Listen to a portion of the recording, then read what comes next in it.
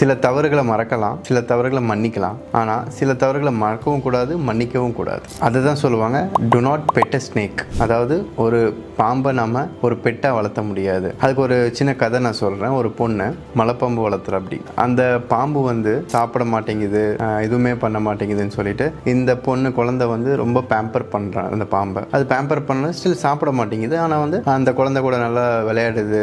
அந்த பொண்ணு கூட பார்த்தீங்கன்னா அது எப்பயுமே ஒன்றா தான் இருக்குது. ஸோ ரொம்ப அந்யூன்யமாக இருக்குதுங்க ரெண்டும். ஆனால் சாப்பிட மாட்டேங்குது. ஸோ டாக்டர்கிட்ட போய் அந்த பொண்ணு வந்து இந்த மாதிரி என்னோட ஸ்னேக் சாப்பிட மாட்டேங்குது, ஆனால் வந்து என்கிட்ட ரொம்ப லவ்விங்காக இருக்குது, ஹாப்பியாக இருக்குது, என் கூட நிறைய விளையாடுது அப்படின்னு சொல்லுது, ஆக்டிவாக இருக்குது அப்படின்ட்டு. அப்புறம் அதுக்கு தான் அந்த டாக்டர் சொன்னார், இல்லைம்மா அது வந்து உன் கூட விளையாடல, உன்னை பேம்பர் பண்ணல, அது வந்து உன்னோட ஸ்ட்ரென்த் அண்ட் வீக்னஸ் என்னங்கிறத கண்டுபிடிச்சிட்டு இருக்கு, அதை அனலைஸ் பண்ணிட்டு இருக்கு. உன்னை சாப்பிட்றதுக்காக உன்னை ரோல் பண்ணால் நீ எவ்வளோ வெயிட் தாங்குவ, உன்னை எவ்வளோ சீக்கிரத்தில் கொல்ல முடியும், அந்த மாதிரி அதை அனலைஸ் பண்ணிட்டு இருக்கு. ஸோ அதை நீ புரிஞ்சுக்கணும். ஸோ இதில் என்ன கான்செப்ட்னா, you can pet a snake. End of the day அது உன்னை சாப்பிட தான் போகுது. அதோட நேச்சர் அதுதான். அதே மாதிரி சில மன்னிக்க முடியாத தவறுகளை செஞ்ச மனிதர்கள்ட்டிருந்து நம்ம விலகி இருக்கிறது எப்பயுமே நல்லது தான். அதுதான் முன்னாடியே சொன்ன மாதிரி you can pet a snake.